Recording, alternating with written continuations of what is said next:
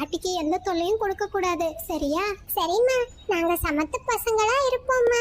உடனே மீனுக்குருவியும் கோமல் குருவியும் மறுபடியும் தங்களோட காட்டுக்கு பறக்க ஆரம்பிச்சாங்க. குழந்தைங்க 2 பேரும் தான் பாட்டி வீட்டுல உட்காந்து சந்தோஷமா விளையாடிக்கிட்டு இருந்தாங்க. அப்படியே அந்த நாள் முடிஞ்சு போச்சு. மறுநாள் காலை பொழுதும் வந்துச்சு. ஆனா காலை நேரம் ஆரம்பிச்சது கூட தெரியாம காட்டுல கருமேகங்கள் சூழ்ந்துகிட்டு இருந்துச்சு. கொஞ்ச நேரத்திலேயே ஜோரா மழையும் பெய்ய ஆரம்பிச்சிடுச்சு.